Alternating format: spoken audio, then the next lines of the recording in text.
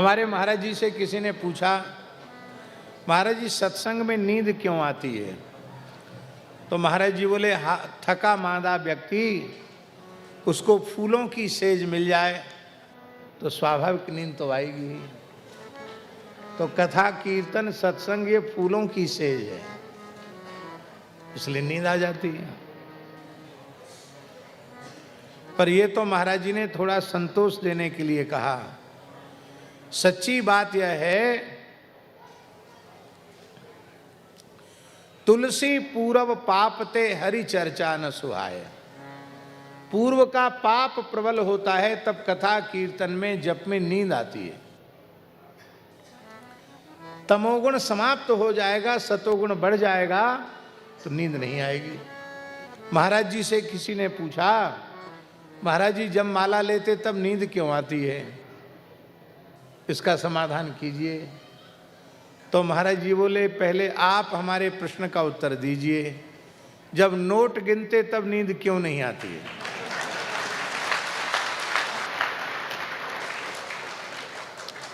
भाई माला में भी तो गिनती कर रहे हैं, गिनती कर रहे हैं ना दाने से, और रुपया गिनते समय भी गिनती कर रहे हैं। तो माला लेने में नींद क्यों और रुपया गिनने में नींद क्यों नहीं? वो व्यक्ति हंसने लग गया, बोले महाराज जी रुपया गिनने में तो बहुत बढ़िया नींद आ रही हो, और कुछ रुपया दे दो गिनने के लिए बाबूजी को, तो बाबूजी की नींद चली जाएगी।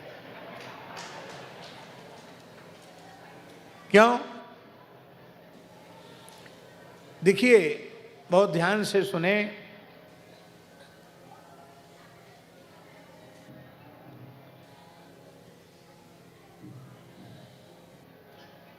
रुपया गिनने में नींद इसलिए नहीं आती है कि सारा हिसाब किताब बिगड़ जाएगा। यही बात है कि नहीं? किसी को देना है तो ज़्यादा न चला जाए, और किसी से लेना है तो कम ना आ जाए। यही कारण है कि व्यक्ति एक बार नहीं 2 बार गिनता है, थोड़ा और घिसता है कि 1 का 2 हो जाए।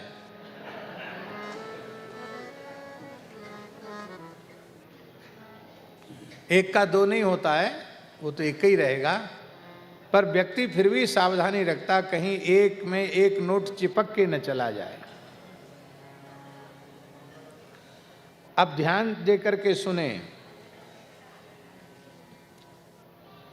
कि मान लो अधिक चला गया या कम आ गया, तो जो घाटा हुआ वो सामान्य घाटा है, उसकी भरपाई संभव है।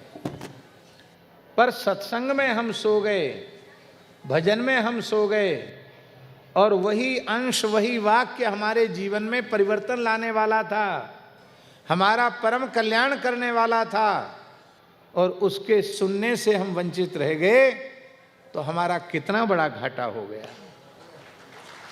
तो जब भजन के प्रति, सत्संग के प्रति जब महत्व बुद्धि का उदय हो जाएगा, तो फिर कभी कथा कीर्तन भजन सत्संग में नींद नहीं आएगी, नींद नहीं आएगी।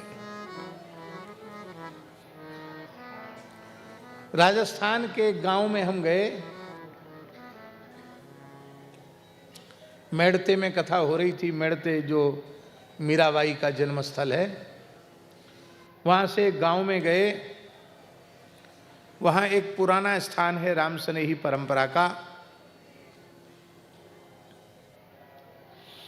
लगभग 150-200 वर्ष पूर्व एक संत वहाँ हुए।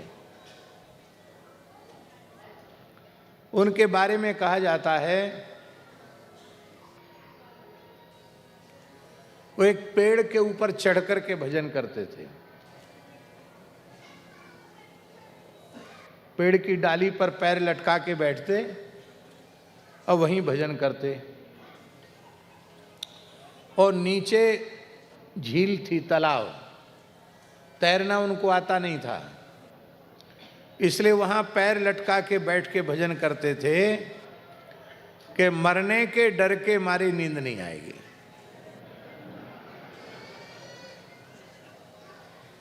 चौबीस घंटे में एक बार कुछ भिक्षा लेते थे, रूखी सूखी भिक्षा, क्रिया करने के लिए नीचे उतरते थे, बाकी बस अहर्निश राम नाम का जप करते थे।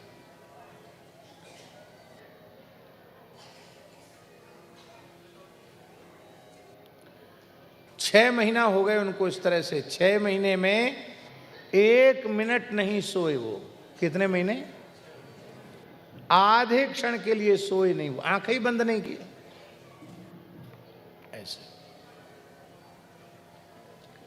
चिकित्सा विज्ञान वाले लोग कहेंगे कि आदमी नहीं सोएगा तो पागल हो जाएगा, लेकिन वो कुछ नहीं, वो तो ठीक थे। अंत में भगवान ने उनकी परीक्षा ली। भगवान ने वो स्नान करके पेड़ पर चढ़ने वाले थे तो राम जी एक किसान के रूप में आए और बढ़िया चूरमा, देसी चूरमा, राजस्थान में दाल बाटी चूरमा प्रसिद्ध है।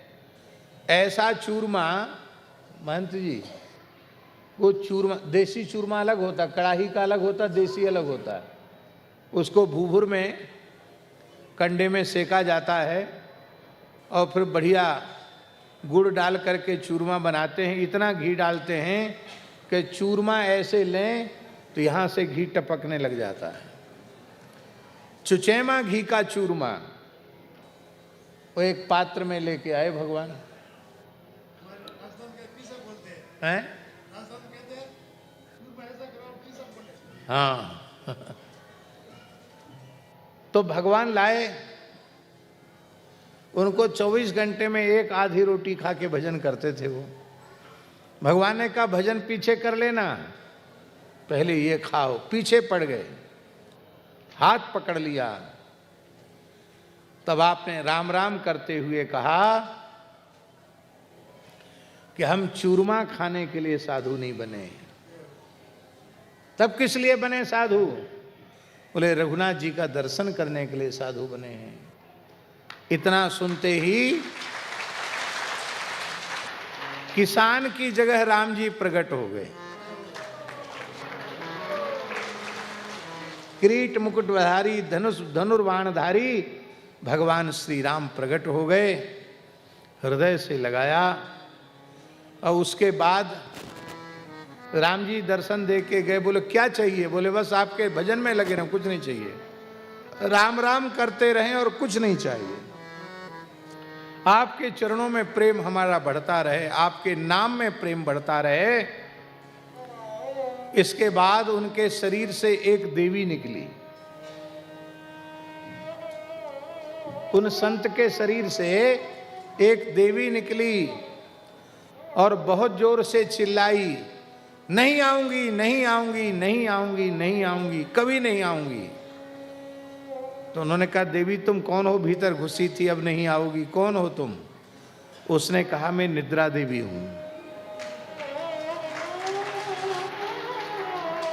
मैं बड़े बड़े लोगों को अपने अधीन कर लेती हूं, पर 6 महीने तक मैं लगातार प्रयत्न करती रही कि एक क्षण के लिए झुपकी आ जाए, लेकिन धन्य है तुमको झुपकी नहीं आई और अब मैं तुम्हारे पास कभी नहीं आऊंगी। तो हमने सुना है कि वे संत जीवन में कभी सोए ही नहीं।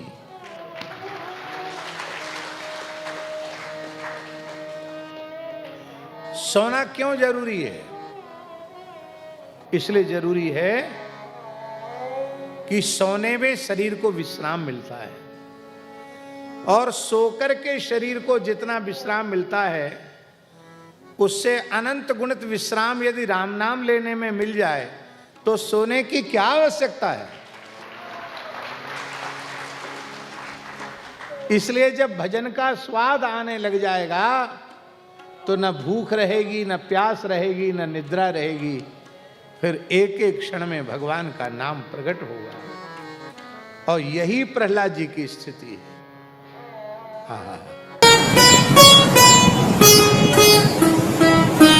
श्री सीताराम। प्रतिदिन सत्संग एवं दर्शन के लिए श्री महाराज जी के ऑफिशियल चैनल को जरूर सब्सक्राइब करें।